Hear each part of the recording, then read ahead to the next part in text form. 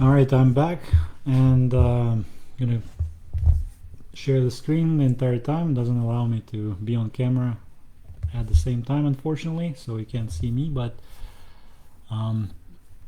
if you can hear me okay, just give me a thumbs up. And I see Vlad.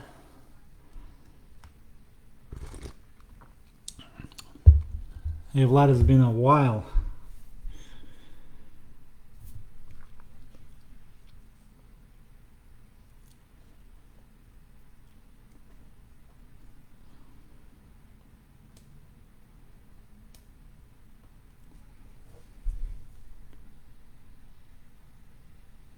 All right, welcome Ingrid.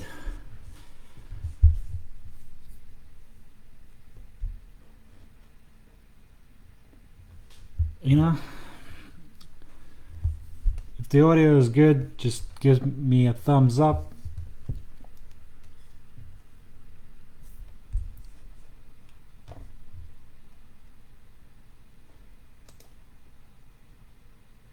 Okay, awesome.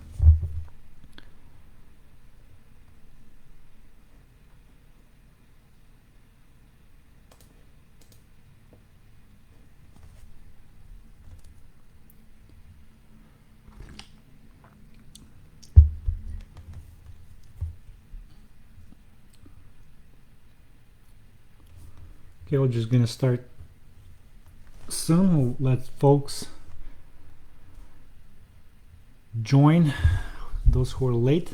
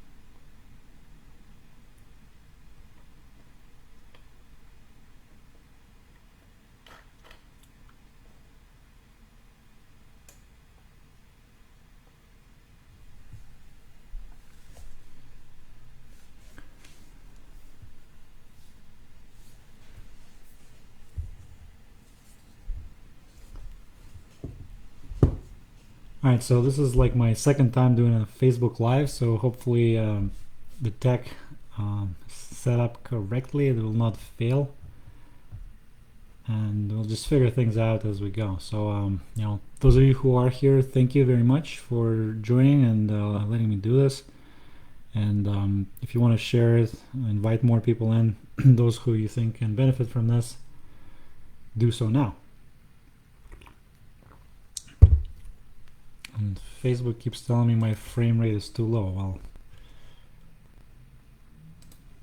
if you have a problem with video, just tell me in the comments. If not, it's mostly going to be PowerPoint slides,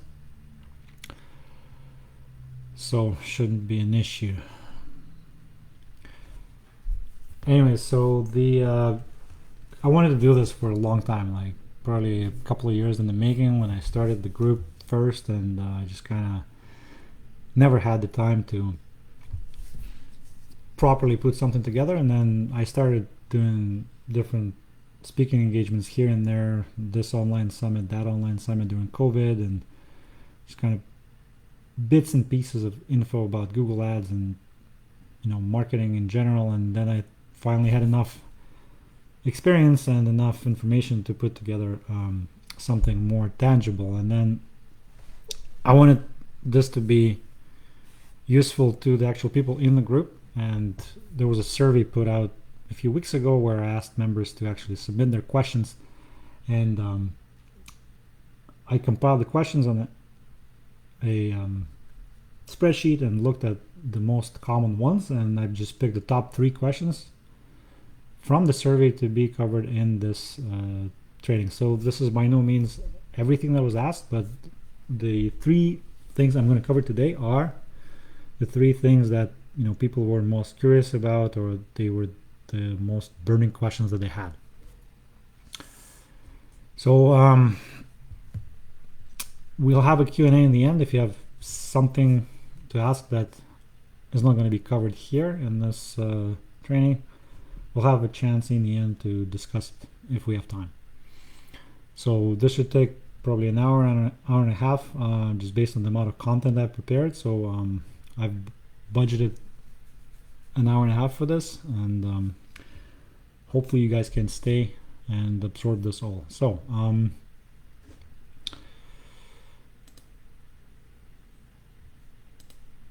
right, let's start. So the three questions that most people in the survey were asking is how to scale on Google Ads, and there was a lot of curiosity around GDN, Google Display Network specifically. So I'm going to go in depth into that. Another burning question was, of course, how to avoid getting banned. I guess it's all the people who either experienced this with Google or other platforms like Facebook banned a whole bunch of people. I actually am banned myself from Facebook, ironically. And of course, everyone is afraid to lose money. You know, like money is a precious commodity, so everyone's concerned about losing it, and I'm going to address that as well. And like I said, in the end, I'll leave some time for a live Q&A. So if you guys are ready, just give me another thumbs up, and we'll dive right in.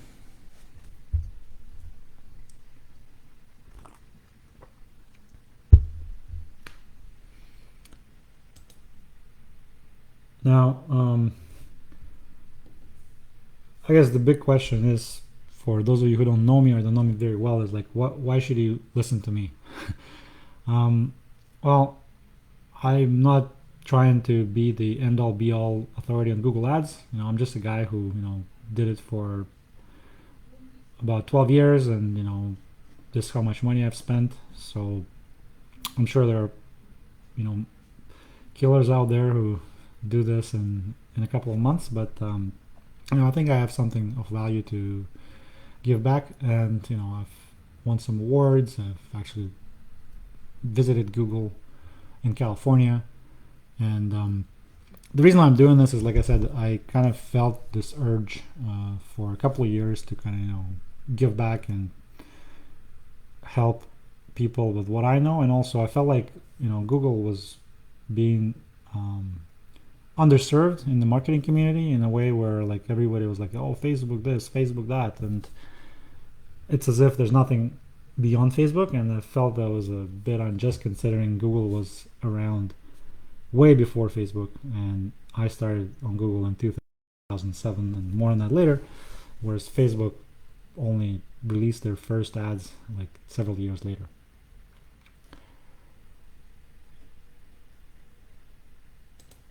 So I already touched on this, but like, my backstory is, you know, I came over to Canada from Russia.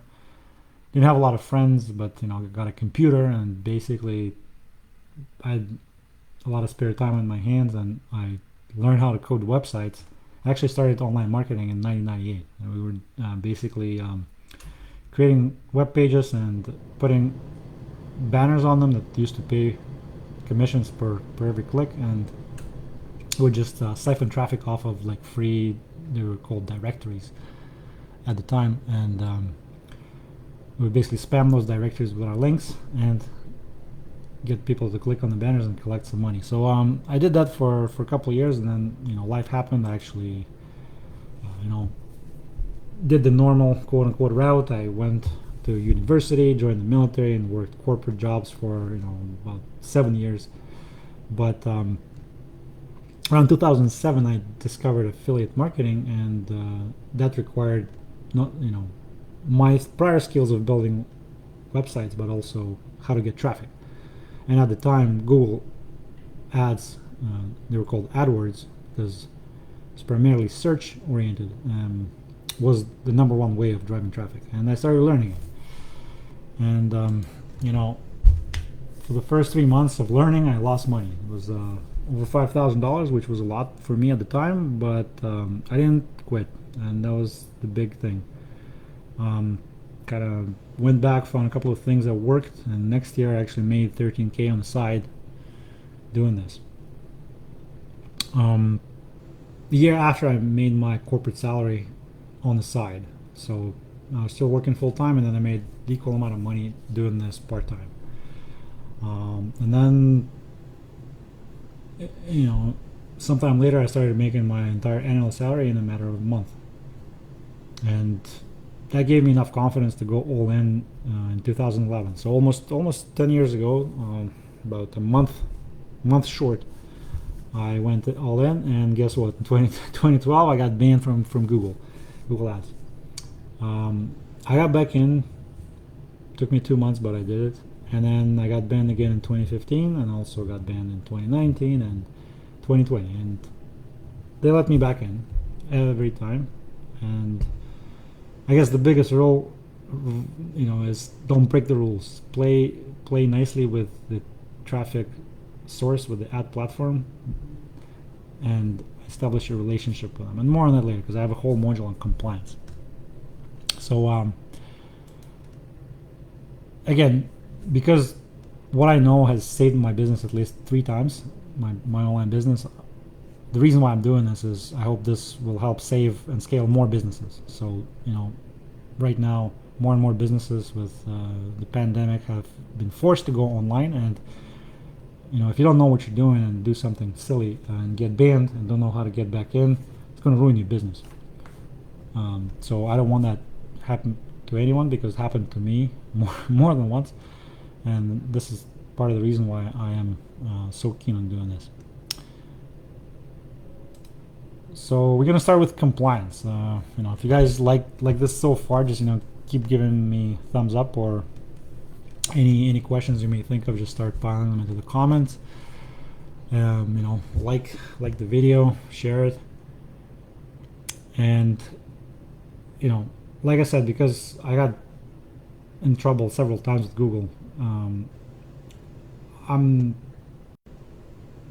going to share what I know about compliance, and hopefully help avoid things altogether. Or if you already are in trouble or going to get in trouble, you are going to have a framework, a roadmap on how to get out of the situation. So again, just recall. Hi, Jason. Recall what happened to me. So it was 2012. So yeah, around 2012 was my first ban, maybe it was early. It doesn't matter. But the thing is, at the time, the reason for the ban was a low quality site. So that meant that the business model, the website that I was promoting to make money, wasn't up to Google's standards, and they basically didn't want me as an advertising platform, and they kicked me out. Fortunately, after 2 months, I overturned this. 2015 was another ban. This was a new policy that was implemented at the time to kind of curb some of the things that were going on in the industry that I was serving. It was a software industry, so there was a lot of bad players there who kind of screwed everyone over with their actions. But essentially, I got banned, and I figured my way out of that. Also took a couple of months. 2019, we were already doing e-commerce, so we got a merchant center banned for misrepresentation. We successfully overturned that. And last year, I had like half a dozen accounts go down with the circumventing systems, and I was able to get all that fixed and overturned as well. So I think I have a little bit of experience. Obviously, a lot of mistakes I made that hopefully you guys can learn from, so that you do not end up in this situation. And based on this, so again, some of the tips for compliance. So first of all, make sure your landing page is compliant, and part of this is making sure that there's it looks like a legitimate business. So there's terms and conditions, privacy, contact information that is like your physical address, your telephone number, your email address, something that doesn't scream, this is shady people, they don't want to be found. That's just not how you want to present your business. You got something to hide from Google. That means you got something to hide from the customer, and you're gonna get dinged for misrepresentation. Another thing is ensure the ads have clear branding. That's another mistake that a lot of people are making. They come out with these like direct response ads that have no branding in them, and that kind of positions you as a untrustworthy business. Again, a lot of trick to click language that gets the user to interact with your content, not the way that it would be natural for them. Like, I know it increases clicks, it gets you more traffic, but you don't want that, because again, you come across as untrustworthy. Another thing, this is for my affiliate marketers, there's third-party trackers. A lot of them are causing these issues with circumventing systems, simply because they basically, a lot of them are either considered insecure by Google, or they have the possibility of basically what they call cloaking, which means you show Google one version of the page that is clean and then send the actual real visitors to something that is completely different, and they don't like that. On a similar note, WordPress websites, they're prone to vulnerabilities, so they can get injected with malicious code, and that's where you start getting malicious web page violations. But the thing is, with compliance, like, you got to really get familiar with the policies that are specific for your industry. What I mean by that is, because Google has been around for so long, they have bad players who came in and like kind of raped this like particular vertical, this industry, and then Google comes up with a policy against that. Then some other industry bad players come in, they mess it all up for everybody, and then Google implements a policy for them. So it happened with, let's say, like crypto. Like, for a couple of months, people were making all kinds of crypto. It was like Wild West, and of course Google came in and curbed that. Free software, like people were promoting like pirated software in order to get customers into their funnels. Well, Google put a stop to that, and they do it for many industries over like the last 20 years that they've been around. So essentially, you need to go into the policy pages, find stuff pertaining to your industry. And another good source is the community forums. So they have a whole series of forums, which is basically just to answer questions about policy, and there's people from Google and also just like volunteers helping out and giving answers. So that's another thing that I found is a really good source for like getting sorted out as far as compliance. So that's my number one tip, is literally just before you do something, check if there's a policy specifically for your industry. Like, I'm getting a lot of interest from like CBD, cannabis. Hi, Kevin. Welcome. They're trying to find workarounds how to, like, CBD is prohibited on Google, but they're trying to find workarounds and like little ways in. So there's a whole policy set specifically for those unapproved substances that you have to be familiar with, and you can navigate them. Now, here's an email I got from a fella who's also here in Toronto. Those of you who've been in the industry long enough maybe know him. Goher Chaudhry. He's fairly well known. So anyways, like, he has a problem. He was running these banners, says, for 7 years, and made over $30 million in them. But look, now they're digging him for clickbait, misrepresentation, animation. And here was my response to him. There's a policy about animation. You literally just go to Google and say, like, Google Ads policy animation, and there's an answer. You cannot have an infinite loop. It has to end after 30 seconds. So something like this, you just have to look it up. They want borders around it. Branding, remember, like I said, in this case the brand is too small. So there you go. That's misrepresentation, just being an untrustworthy business. And they also have rules about clickbait. Basically, Facebook implemented those a couple of years ago. Google followed suit with these types of headlines that kind of leave the user hanging and intrigued. They're great for direct response copywriting, but they're not so great for compliance. So you have to find balance.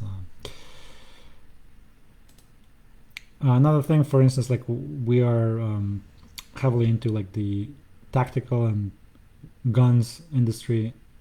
So we obviously have been dealing with this for 3 or 4 years. So like constantly getting flagged for quote unquote sale of weapons, ammunition, explosives. We don't know such thing, but there's always kind of brushes in with the AI that's doing the ad approval, because they can actually, believe it or not, detect the shape of a firearm in an image and flag it as potentially selling a firearm. So like I did a whole YouTube video on this. It's just 4 slides, but essentially again, biggest mistake is not knowing the policies or the temporary changes in policy like this one. This is a Facebook one, but Google has a blog of policy changes where they actually give you heads up on what policy is going to come into play when. So it's a good resource. And basically, like what happened here is during Biden's inauguration ceremony for like 3 weeks, Facebook put a shadow ban on everything that's like tactical and stuff. That typically is allowed in their policy, but for those 3 weeks you couldn't run those. Again, then you may have clean ads, but then you have stuff on your website that's considered against policy. They will still get you in trouble. So, for instance, if you have a cosmetics website and then you have like a CBD oil there, eventually bots will crawl the site and find the CBD stuff, and you will get dinged. So workaround here is potentially to have 2 versions, and one's clean with no CBD, and then the other one that doesn't have any ads pointed to it with CBD. Remember what I said about AI being able to guess the shapes into like recognizing what they are. So here's a case like you cannot sell guns, but you can sell optical sights. So this is a bad ad. This is a much better ad because you're making really like the non-prohibited item the center of the story and not necessarily the prohibited item. Don't intimidate the user with scare tactics. Nobody likes that. And finally, like working with the policy team. So like, remember how I told you how I got banned like 4 or 5 times and I got back in? That really required me talking to the policy team and to being polite and trying to get to the root cause, which sometimes, depending on who you get, like it involves a little bit of luck getting somebody willing to talk to you and work with you, as opposed to just like somebody who just copy paste stuff and has no empathy. But in general, I always recommend going to work with the policy team and essentially trying to establish that rapport and show that you are a trustworthy, legitimate business that just kind of made a mistake, and you're really, really working hard to fix it. Now, here's another example from the software industry. So, if you go and read the policy, they have like very specific things of what your ads and websites must have and must not have. And then there's a troubleshooter. So what I'm saying is that basically, get familiar with policies for your specific industry, because chances are there are specific policies for your industry on top of the overarching things like make sure you have contact info on your website. That goes for any industry. And here's another thing. So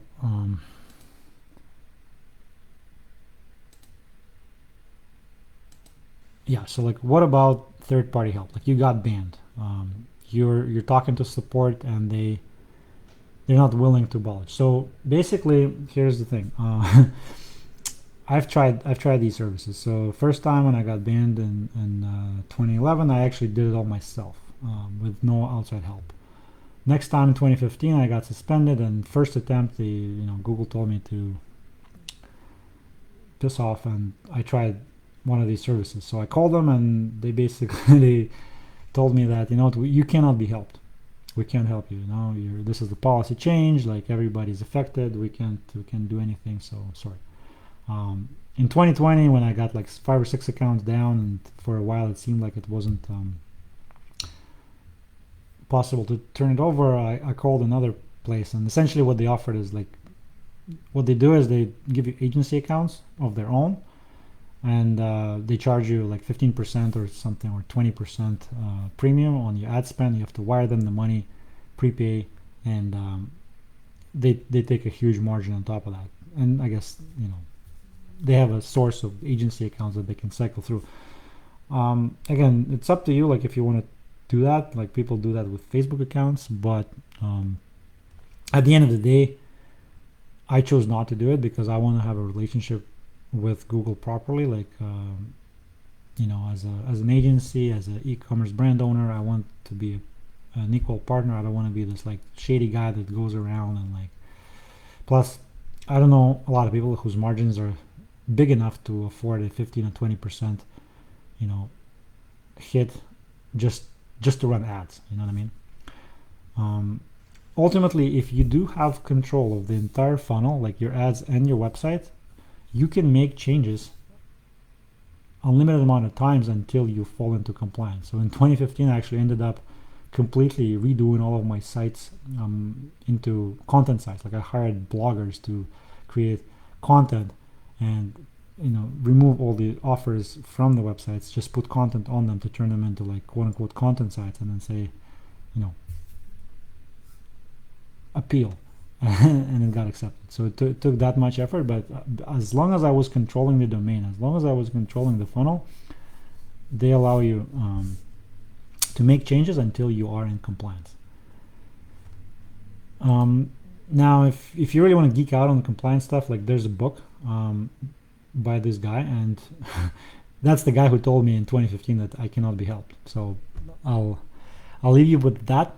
But I've read the book. It's like $10 on Kindle, and actually it's a good detailed outline of like some of the compliance stuff for Google that you can do to avoid getting banned, and then what to do if you are banned. So I think it's pretty good info. It's a pretty long read, so if you have the time, go right ahead. But other than that, I think I've given you like the key points that helped me in my my dealings with Google compliance. Okay, so I hope you guys are liking this. I hope this is good, and I hope that it will be helpful. Or actually, I hope that you will never get to use it. Like, hope you never get banned. You do the things right from the get-go.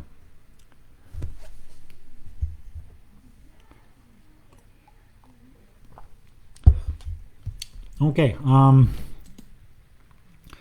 Next part. I know everyone was dying to like find out how to avoid losing money. So I hope you guys are excited to learn this, and I'm going to explain what I think about losing money and what I think are best ways to actually avoid it. Okay, so again, remember how I started, and first 3 months I didn't know what I was doing, and I lost $5,000. That probably is typical experience for people just starting out. And again, I didn't quit, and I found something that worked, and next year I made all that money back and more. So really, you can only lose money if you do nothing with that data afterwards, because really in advertising, like, you are buying data in order to then analyze it, find pockets of profitability and scale them, and eliminate everything that is hurting you. That's really the name of the game in media buying. What it doesn't apply to, though, is the garbage in, garbage out scenario right here, which means like if you're the data that you're paying for, that you're investing, is actually garbage, it's not going to be useful, then you are losing money. So and I will explain what I mean in a couple of minutes. Okay, so in order to avoid the garbage in, garbage data scenario, and maybe some of the viewers here know this, but a lot of features, especially basically everything that says recommended, usually that means that is going to work against you. So I turn off all the recommended features manually, and then I'll explain why. So there's location targeting, that the recommended setting is actually designed to rob you. There's another thing where they opt you into the display banner network in every new campaign you start on search or YouTube, and that's just not going to give you the quality traffic you're paying for. Again, depending on what you're promoting, devices may need to be turned off. The mobile app network, so those are ads inside of various mobile apps, typically considered bad because there's a lot of fraud, there's a lot of accidental clicks, there's just a lot of problems with it, so most people just turn it off. But a lot of people, especially new, don't know and don't turn it off. And I have this new beta feature that's called auto apply recommendations. I think it's off by now, but basically there's like 29 different things that Google reserves the right to automatically apply without you reviewing it. And I kind of took a look at the list, and I think that most of them, they're going to work against you, not for you. So basically, like, I'm old school and I like to control several variables that I know manually. So here's an example of what I mean by location targeting. So here's a campaign that I want to target these countries, but then they have the recommended setting where it says people in or who show interest in your targeted locations. Well, that could mean in their language is that if I'm targeting Australians, but like there's somebody in Thailand who is Googled once about a trip to Australia potentially, they can show my ads to that person, even though he's not in my target country. So this is why, in this case, you need to target people who are in or regularly in your targeted location. So this is just one example. Or display network opted into search, like you're paying search click prices, but they're going to mix in, display traffic, which is completely different. And you're just basically going to lose money that way, because the display clicks have no bearing on your search data and vice versa. So that's just one example. Another thing, how not to lose money, is to understand the way their budgeting or budget pacing works rather. So essentially in their policies they have a clause where they are allowed to overspend your budget up to 2x every day. So basically if you have a $100 budget per day, they can spend 200 and you are on the hook for that. So you can artificially lower your budget by 50% just in case that happens, and monitor them. And it's a little nuance, but if you're running target CPA bidding, pay per conversion, like in that case, they can overspend budget by an order of magnitude, so more than 2x. And I'll tell you how I know this in a couple of slides later. So basically, another thing is just how tight your budget is. Like if you are really tight on your budget, you can basically be very restrictive in your targeting, and this way it will avoid kind of wasting that budget on like low relevance traffic. If you do have a little deeper pockets, then you can target a little bit more broadly, and this way you will get some kind of a little bit of garbage mixed in, but you'll get your data a lot faster. So it's basically how comfortable you are with um, having a little bit of your budget go to waste versus as little as possible. So if you want as little as possible, you will target only exact match keywords on search.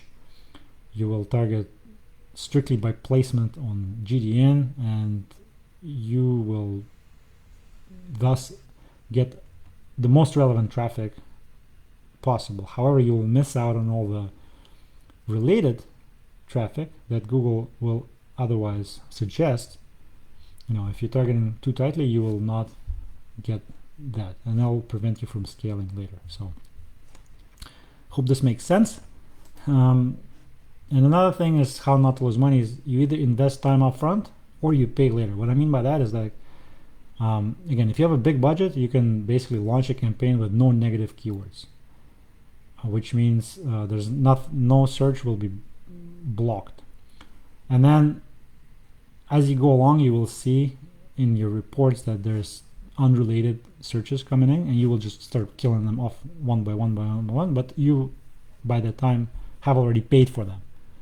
So you can either spend the time up front and think of all the possible keywords to exclude before you launch the campaign, or you can just let it run its course and just basically kill in real time everything that doesn't make sense.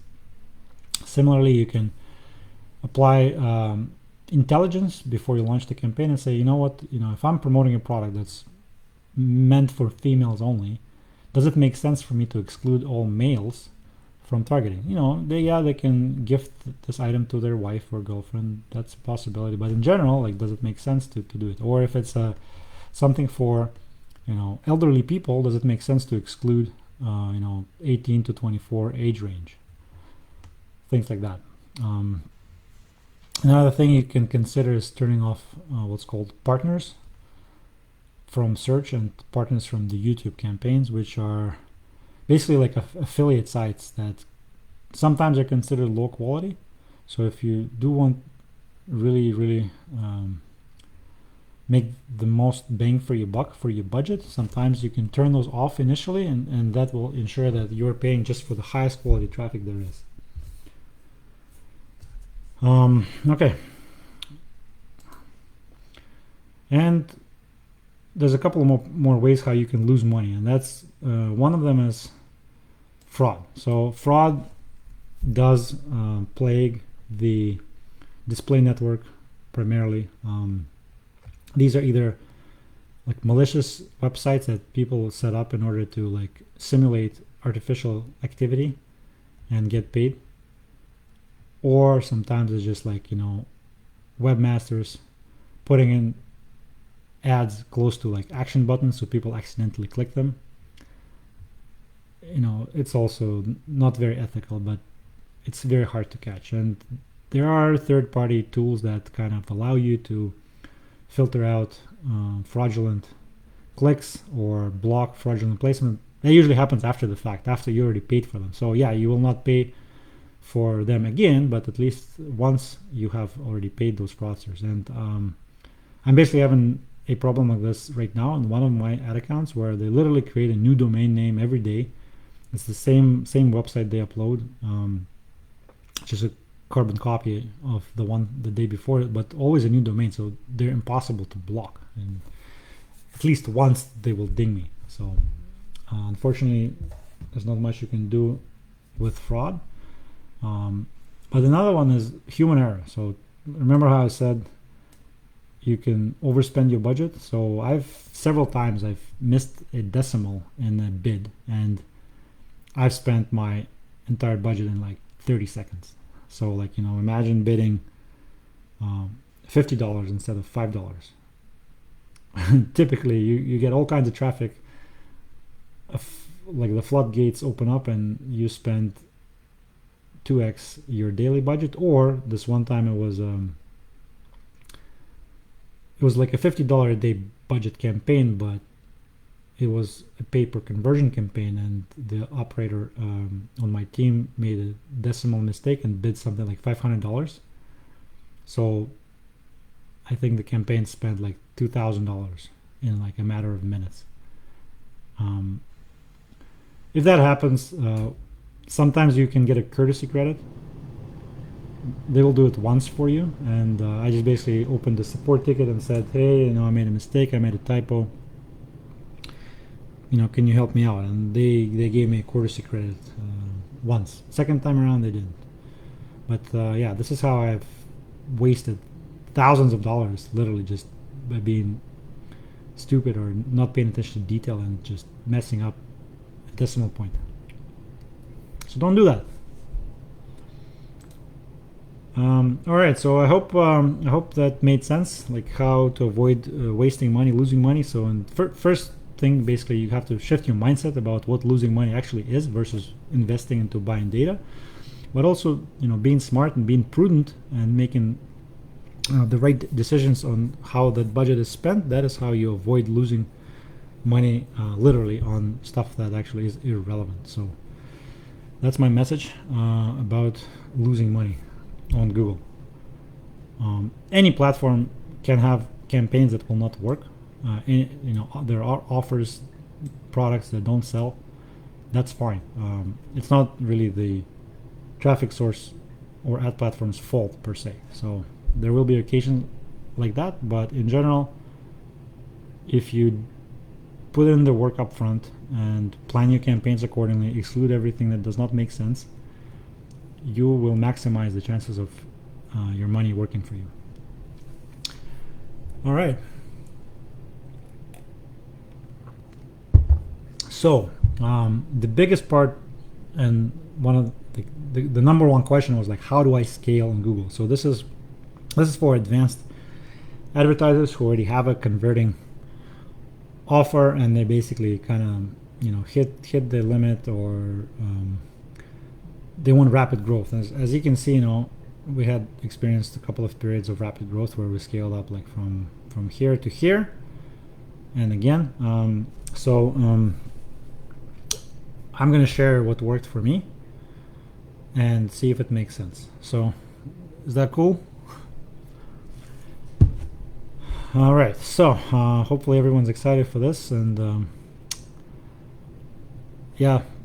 question about other default traps to avoid to lose money, and Vlad said devices. Yes, I touched on devices. So very quickly, let's say you're promoting PC software like I was. You obviously don't want to advertise to mobile devices and tablets and TV screens. Simple thing like that. And vice versa, if you're promoting a mobile app, obviously no use to run it on desktop. I mean, you can argue that you could be collecting leads, building your email list. I'm talking about like when you literally want the shortest path to action, like get the download. Then obviously for mobile apps, no point running desktop traffic, and vice versa. All right, so scale. Let's talk about that. So I found this slide, and I posted it a couple of days ago in the group. I think it's a good segue into this topic. So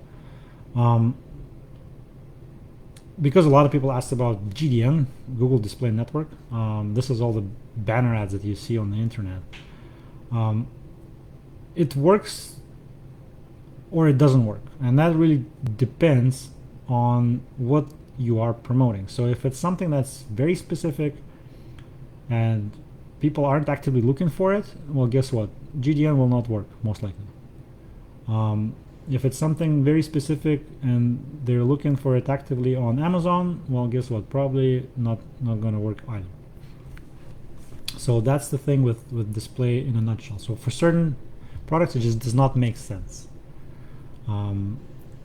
I'm not talking about retargeting here, which means like you're just showing banners to people who already visited your funnel. For that, I think GDN is still useful.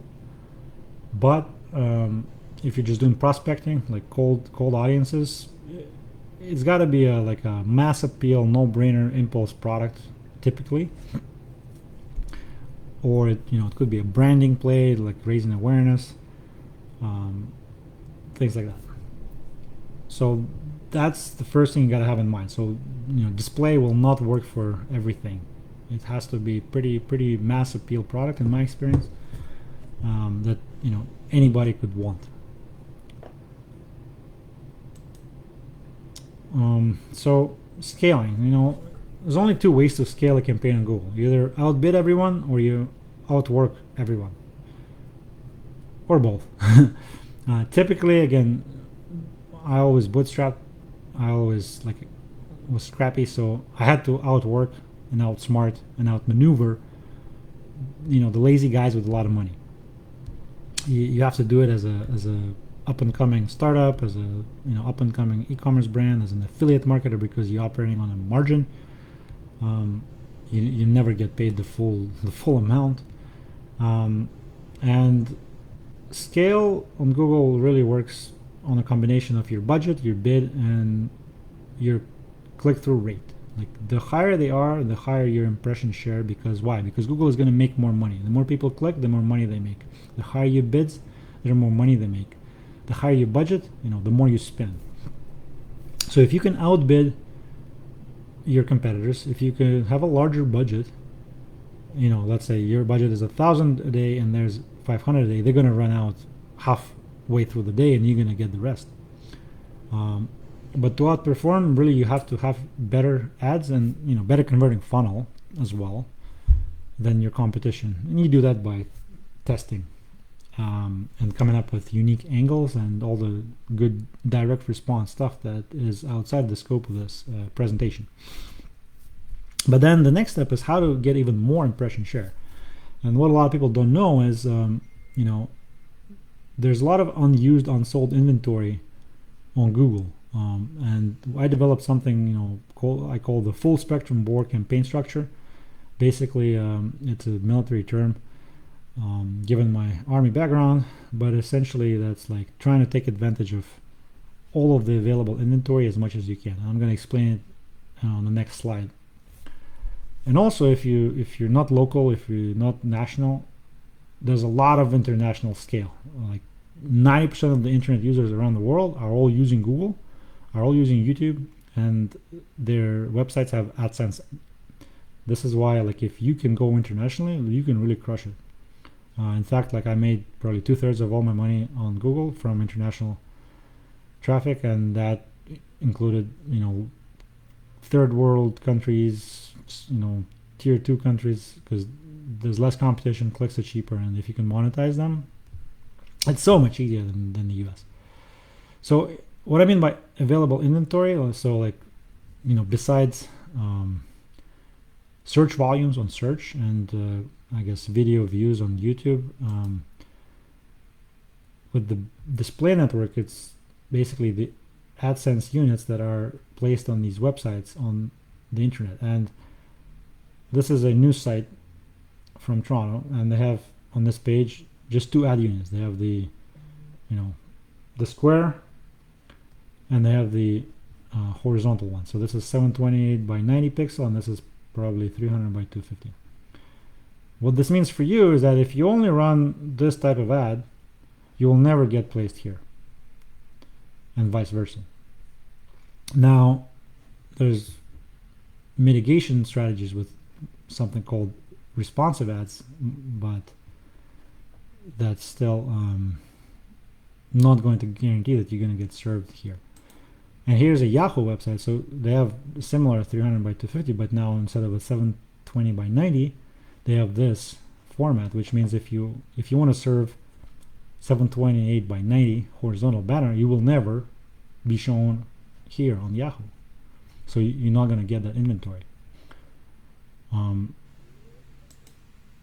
So the campaign structure that I have developed, this is for a mature offer that is proven to convert and you're just looking for more traffic to it, is I run search and I run broad match keywords as mining, prospecting, simply getting the data, and I pluck out exact match golden nuggets keyword to snipe them out to really hone in on what is bringing in the conversions. Then I have a display structure with prospecting and retargeting campaigns spanning across all of the available inventory, and then similar, YouTube, you got prospecting and retargeting. So if you look at it in a matrix format, it's basically you got different types of ads available on Google. So you have your text ads, which is your classical, search style ads, and they just announced they're going away with the classic text ads and moving to responsive search ads, which is basically trying to get their AI to mix and match your headlines and description lines to come up with a dynamic version of an ad as opposed to a static one. Then there's the banners, the image ones, and there's not three formats. I just kind of grouped them into three buckets, but there's vertical banners, they're of different width and height. There's horizontal banners, and I just showed you two different ones, 728 by 90, and then the other one from Yahoo. And then there's the, I call them square, so this is 300 by 250, but also not to ignore 336 by 280 or 250 by 250. They all have their own place. So basically, display strategy is to have a campaign for each type of creative there is. I alluded responsive ads, so those are hybrids. They combine text and they combine image elements, and they adapt to the ad unit they're being served on. So this actually is most likely either a text ad or a responsive ad, because it's got a little button and it's got a text component, whereas this is a classical banner. These are banners as well. So I still like to serve all available creative types, and I break them up by campaign. So you never know which one's going to work. Like in one account I have only the text ads producing, and another it's just going to be like 728 by 90, and another account will be a responsive ad campaign that gets traction and takes off. So like I can never tell which one is going to work. That's why I launch them all. Again, if I have the budget and the offer is proven to convert. With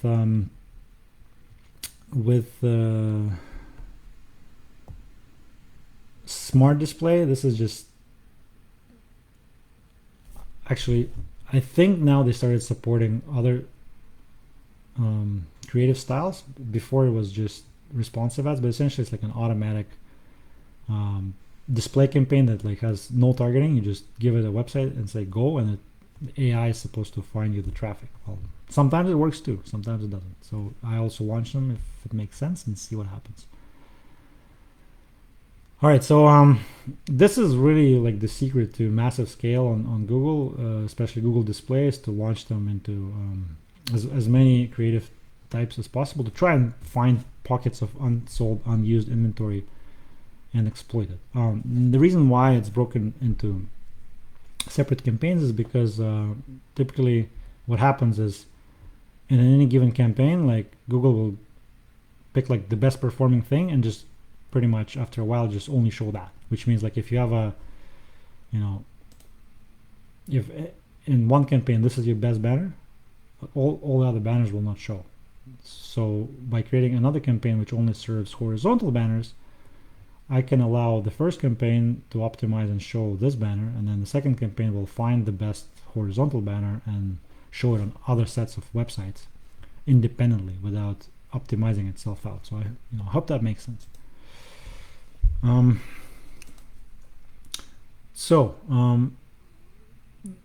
The search campaign framework, again, I usually don't target very tight out of the gate. I kind of am prepared to lose a little bit of money, quote unquote, in order to actually buy the data. And the reason is because they say there's like several million new, never seen before search terms being typed into Google every second. So you can never have a static list of keywords that will always like work, because people are coming up with new ways to search for stuff. This is why I use broad match, which gives Google freedom to kind of venture left and right a little bit from my keyword and show ads to people searching for something similar, maybe using different words and whatnot. And the way I do this is, I create my initial seed list of keywords, and one thing is everybody's asking, what's the best keyword tool? Well, the best keyword tool is your head. the reason is very simple, because if there was this super tool that was better than others, well, everybody would be using it, and then everybody ends up with the same list of keywords, and you just compete with each other, and it's a spiral downward. That's why, again, like I said, whoever's willing to outwork the lazy guy will win. So you have to think outside the box, and besides the most obvious keywords that everyone's going to bid on and the prices are going to be high, you got to look at other things that lead to the same customer intent. So competitor brands, competitor websites, popular websites and forums, maybe industry magazines. Kind of like if you've done Facebook interest targeting at an intermediate to advanced level, it's the same concept. Like once you go beyond the most obvious targeting, which is like I want to target I don't know, people who like AR-15 rifle, then how else do you target those people when you cannot target by a weapon? Because it's prohibited. Well, you got to look for SHOT Show, trade show, or certain TV show that they might watch, or something like that. So same kind of mindset. And then the keywords get organized in ad groups. Create ads that are relevant to the topic of each ad group, and then let it run. And I check the reports which show me what people are actually searching for. That Google is showing ads related to my keywords, and out of that list I create negative keywords to exclude, and I find new ideas of keywords to add and new topics to explore. So I'm kind of paying Google to show me new ideas in a way. And then the best stuff, I try to target it with exact match, kind of like snapping those golden nuggets. So I hope that makes sense for search. For display, again, like I said, I just maximize the use of available targeting options and the available creative formats. So there's a multiple ways to target on display, and it's exactly the same almost for YouTube, by the way. So you can target by keywords, you can target by affinity. I'll explain what it is in a moment. You have similar audiences, which is kind of like your Facebook lookalikes, based on your existing visitors and people who converted. Then also Google knows when people are shopping or looking for something, so those are called in market. You can target on display. You can actually choose websites you want to try to serve on. You're not guaranteed you're going to get on them, but similarly on YouTube, you can target by YouTube channel or even video if you want your pre-roll to show on. Smart display just basically does its own thing. And like I said, I break them down by creative type.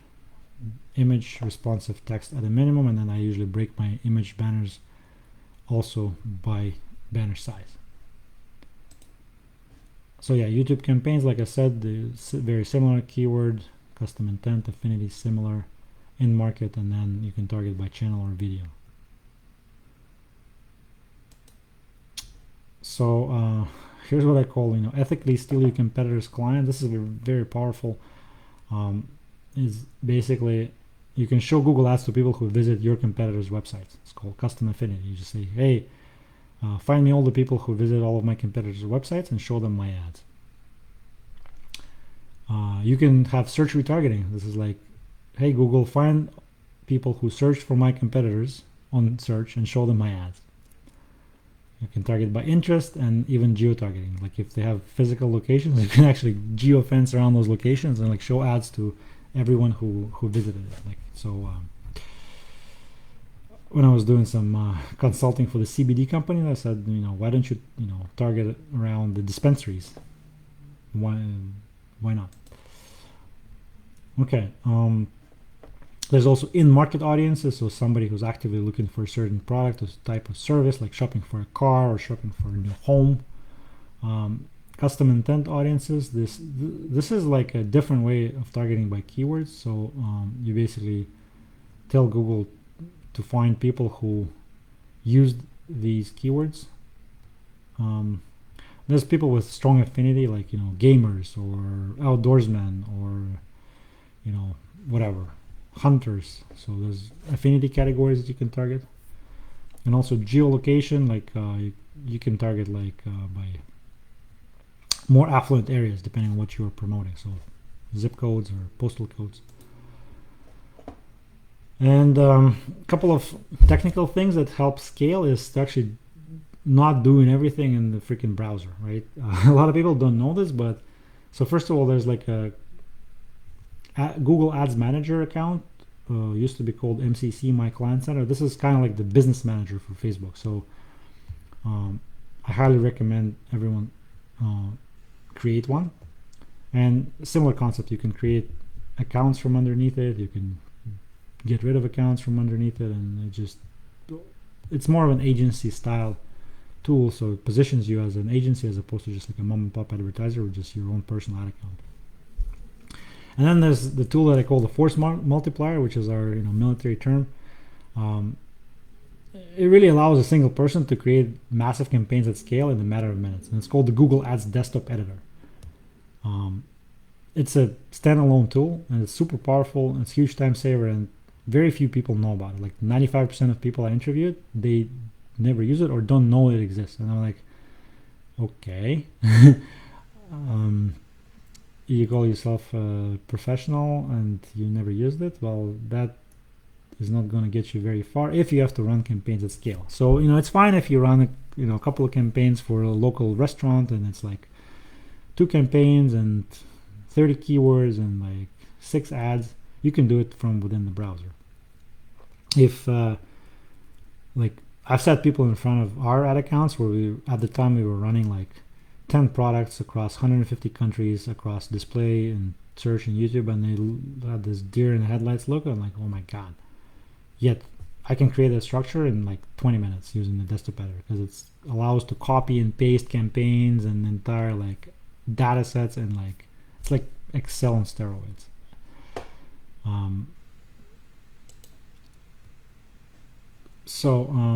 Again, to launch, obviously make sure the conversion tracking is installed, and I usually get a list of keywords in Excel, sort them out.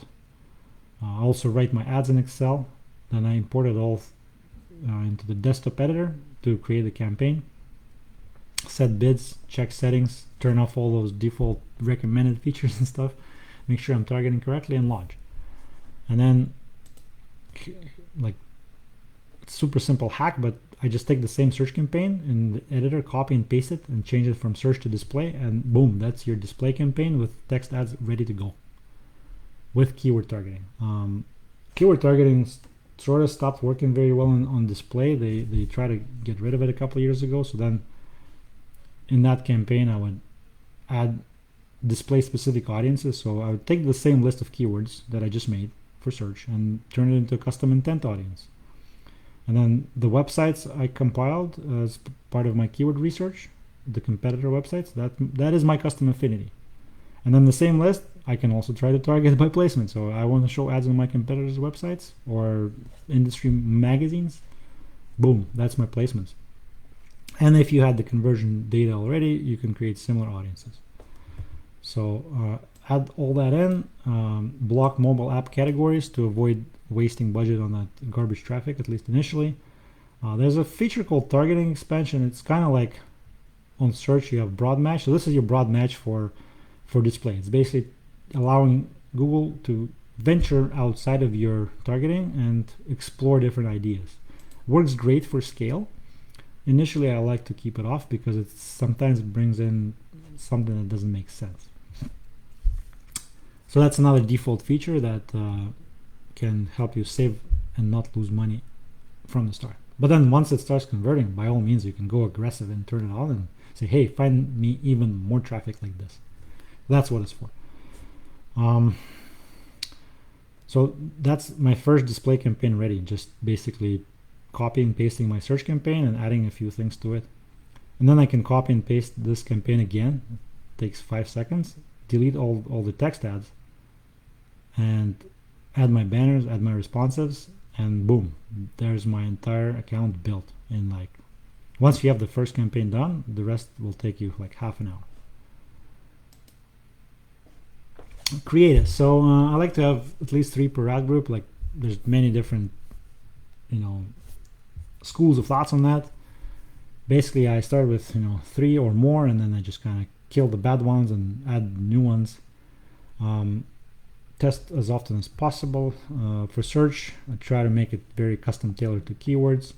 For display, something more broad, more clickable, and I'll expand on that in a moment. And like any good artists who steal, use competitive intelligence tools, so also known as spy tools. So for search, there's keyword spy, spyfoo, or what I sometimes used to do is I would hire like people on Fiverr to go into VPN and like Google my keywords of interest, and then just show me what kind of ads come up. For banner ads, there's a website called moat.com, and it shows you banners like for many different GDN advertisers. And there are paid tools like AdBeat and SimilarWeb. I honestly never use them. They're not cheap, and I've actually at trade shows I came up and I used them on my own websites at the time, and they were not very accurate. So that's another reason why I didn't do it. But I guess if you have the money and you want to test drive it, like it's an option. So creatives, again, like something like this. This is an example of actually this is a banner and this is a responsive ad. So I try to create my responsive ads so when they are served, they appear very similar to what the classical banner would look like. So typically what worked for me was a nice big call to action, nice big brand, and then a short kind of headline.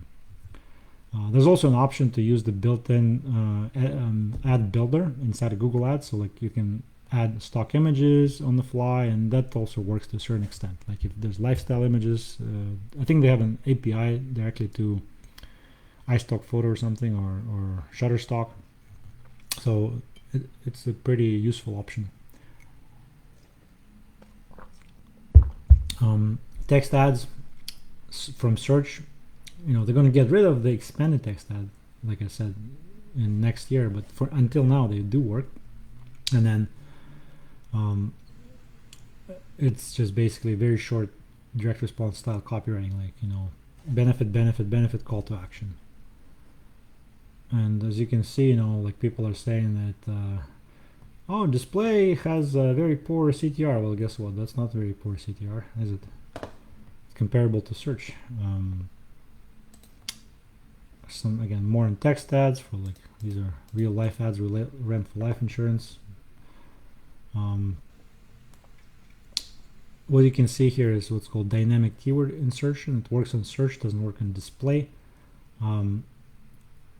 Again, it basically substitutes what keyword was triggered by the search into the ad copy. You have to be careful with it, because if a lot of people are using it, then everyone's headline will look the same on the search results with all of your competitors, and then how are you going to stand out? So it's something you can test.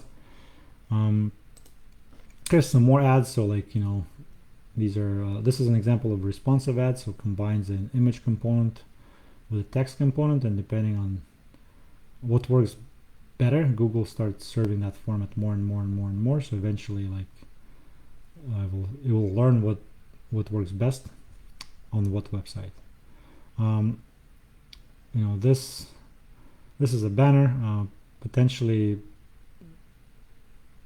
in 2021 it probably will get disapproved, because this is like a fake slider. They don't like fake functionality things. But the rest, like there's a branding and there's a call to action and a big benefit statement. So use the competitive tools, look at what the competitors are using, and use your head, come up with unique angles, and test. YouTube ad creatives, again, study your competitors, use a lot of user-generated content. And here's a ninja trick I discovered, that you can actually advertise any video from YouTube even if it's not yours. So I literally ran ads for YouTube videos that were on my client's channel, or even like a third-party channel, and I guess you're using your money to increase their views, so like you're not really doing anything wrong in my opinion. And it actually works on YouTube. So there you go. Bidding. So I used to start a manual CPC first, and with the initial bid, there's a couple of strategies. You can either bid high, kind of like walk in guns blazing, I would call it, and just walk your bids down gradually to a level where it makes sense. This way, you kind of bully everyone and get a high ad ranking. Or you can bid very, very low. You will not get any traffic, and then you will gradually increase your bids until traffic starts flowing. So you'll start from the bottom and work your way up. I tried both. I can't say which one is better. But it may become irrelevant, and I'll explain why in the next slide. So the point here is to gather enough data to turn on auto bidding as soon as possible. So the algorithm will start optimizing all the non-converting traffic out. And then there's another thing that I like. It's called the portfolio bidding. So what it is that if you have several campaigns running, advertising the same offer, Google treats each one of them as its own individual little data set. But if you use a portfolio strategy, it actually pulls that data into one master strategy, which gets more signals. And for me, it produced better results. So something you want to try. And then something else that people don't know about on display is that after a certain period of time and a certain amount of data gathered, there's a true pay per conversion option, which means like you can say, I want to pay $10 for this conversion and not a cent more, and Google will charge you $10 per conversion, not per click, not per impression. It may choke your traffic though if Google figures out, well, I'm not going to make money with that, so use it with sparingly, but if it works great. And actually, that's another trick, that once you turn that on, you can turn the mobile apps back on, because now you're only paying per conversion, so Google will, it's not in their interest to serve you garbage anymore when you pay per conversion. So there you go. That's bidding for you. Now, I did mention that manual CPC is basically started giving me mixed results this year, just last few months. I started my campaigns as always with manual bids, and it was just garbage traffic. Like you get Linux and Safari, so I'm experimenting with starting off on max conversions or even max clicks. So kind of mixed results right now, inconclusive, but that's something you may want to consider. For optimizing, I use very simple business rules. Like something had a statistically significant amount of clicks and no conversions, or unprofitable, put it on pause. And you can optimize it across all of your data points, such as keywords, search terms, placements, ads, demographics, audiences, ages, this, like basically you'll slice your data, slice until you carve away all the garbage. And to save time, I use automatic rules and filters built into the ads interface. So instead of doing this manually, after a while, you can just basically use the automatic rule to run every day, and something has 50 clicks, 0 conversions, it will get turned off automatically. Obviously, a lot of this goes away on display when you start paying per conversion. Like I don't even bother because I only pay per conversion. So in summary, for scale on Google, especially Google Display, it's leveraging, first of all, more than just Google search. I can't tell you how many people I interviewed like for Google positions, and all they know is search. They like don't know YouTube, they don't know shopping, they don't know display, they don't know nothing, just search, which is fine to a certain extent, but you're not taking advantage of the entire ecosystem. And then again, if you have the right type of offer that converts and it's proven, then you basically need to try to deploy all available campaign types to get exponential reach. And the real secret here is to be able to do it quickly and easily, and that's your desktop editor tool. Don't forget it. Start using it. It's your friend. So that is it. And now is the time to ask questions on either anything I covered in today's training, or maybe something that I didn't cover and you want me to address. So go ahead in the comments. There was one question about discovery ads. I have not used them, but I've heard people, same as everything, had mixed results. It's basically kind of like smart display campaigns, similar concept, where you just let Google discover using your budget what converts and what doesn't. So personally don't have a lot of experience with it, but some people I know, they have good results and some don't. So any other questions?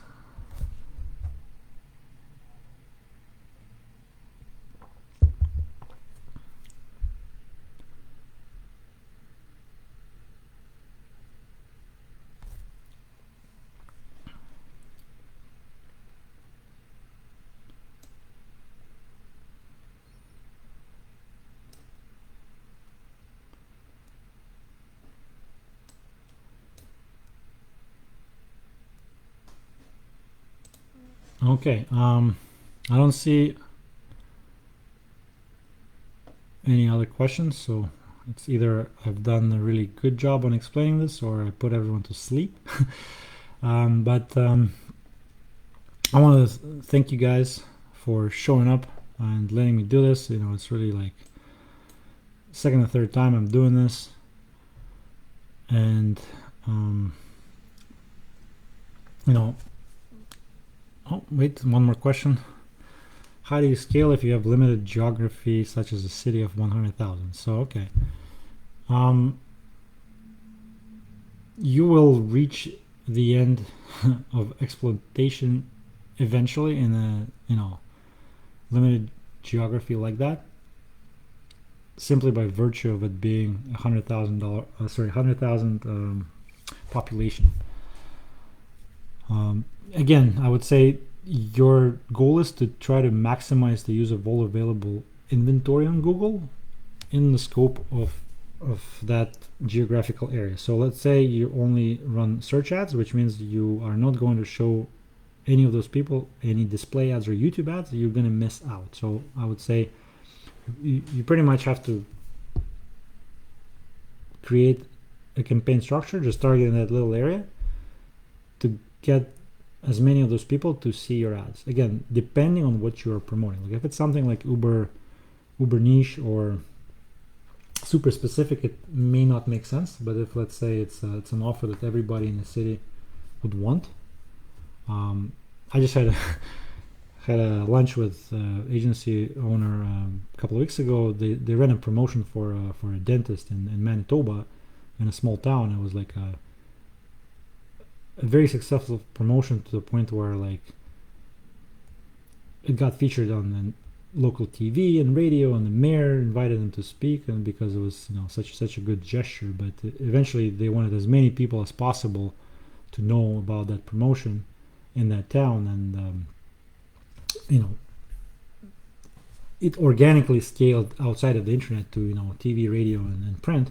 So I would say your goal is the same, to try to put your message on as many pieces of inventory as possible within that geographical location. So display ads, YouTube, Google search when people are searching, and of course you can venture outside of Google, use Facebook, local influencers, bloggers, whatnot. Really local media, get the reporters on it if it's like a cool story. So they were running a giveaway campaign basically, so that was why they became so popular, because everybody would want like a free dental cleaning, right? Okay, so thanks, Anne, for that question. Anybody else?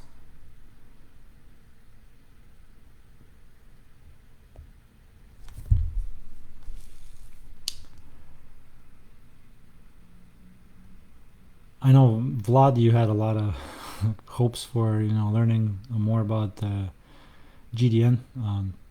I hope I was able to help you out, but if you have any specific questions, like, you can shoot right now.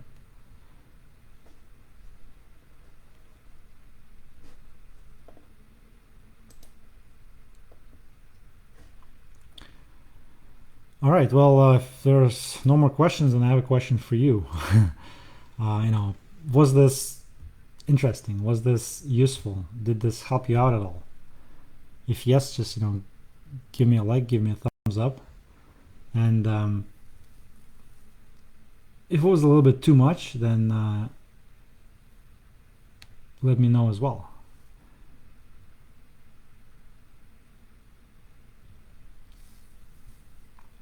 But because I realize this may be a little bit overwhelming to implement all by yourself, I've put something together for those of you who are interested. I'm planning to launch a more in-depth hands-on training on all of this and more.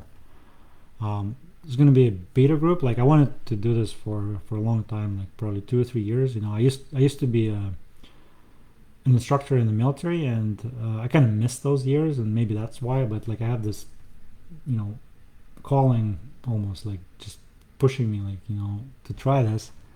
And I wanted to see if there's interest in an in-depth training as part of a beta group. It will be all live. I'll personally teach hands-on with you. I'll answer all your questions and make sure you understand everything. Just really, whatever will make you successful. And I'm gonna go in depth on the full spectrum war structure, like the actual how I create this. I'll show you in the keyword research process. I'll show you the audience research process. I'll show more ads and landing page examples and the creatives. I'll share my Excel templates. They'll save a lot of time. Excel formulas and tricks. I'll explain how I use desktop editor to save me a ton of time and create campaigns at scale very quickly. I'll show how I do competitor research, and I'll explain how to use those tools I mentioned in greater detail, and more. Also, I'll share my list of books and resources that I learned from for the last 10 years. I'll also go over some of the recordings of like private conference sessions on Google Ads that I've attended, and like share my key takeaways from those. I can share my SOPs and checklists that were developed by my team to use internally, and I'll share the emails that I use to get the accounts unbanned in all of those occasions. And if you're interested in that, just visit replay.hour.agency/join and apply there.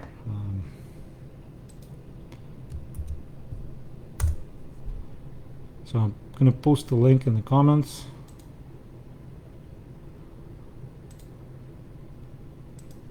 I think it needs a hyperlink.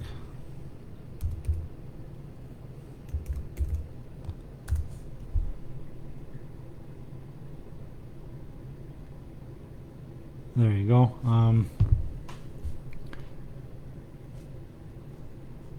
And that is all for today. The question is, will the video be available to replay? I believe the live will be available inside of this group.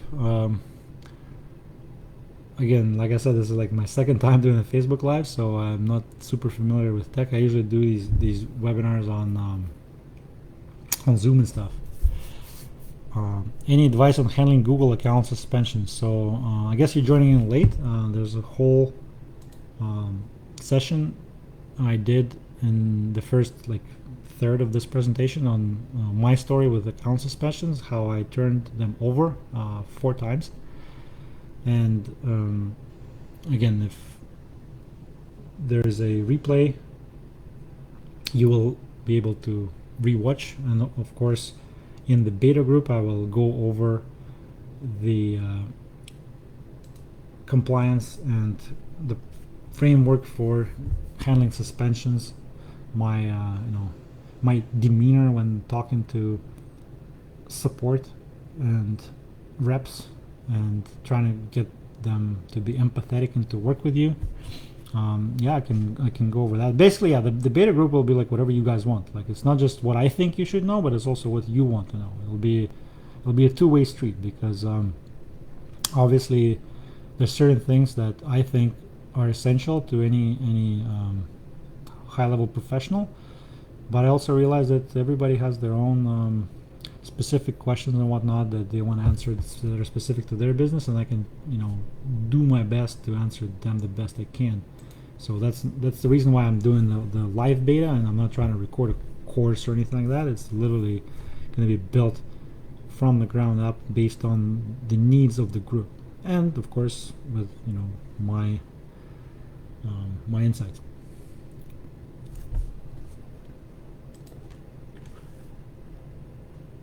All right, so we are almost an hour and a half on the dot, like I planned. So thank you guys for joining and for your generosity with your time. I really I'm glad I was able to do this.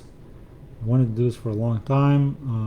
I hope if this helped you in any shape, way, or form, please share the message. Invite more people into the group. I may do this again if there's enough interest. Also feel free to message me or follow up in the comments after if you think of something afterwards. This is really the community that I want to build for you guys to be successful with Google, and stop thinking that Facebook is the only place you can advertise online. Like, it's a fallacy that I want to defeat personally. So thank you, everyone. I'm gonna end the live, and like I said, hopefully it will save, and if not, I'll see if I can rip it and repost it somehow. But cheers, have a great rest of the week, and I hope to see you inside the beta. If you do end up joining, just post in the group that hey Greg, I've joined the beta, please let me in, and I'll share the private access with you. So thanks again, and everyone have a good rest of the day. Take care.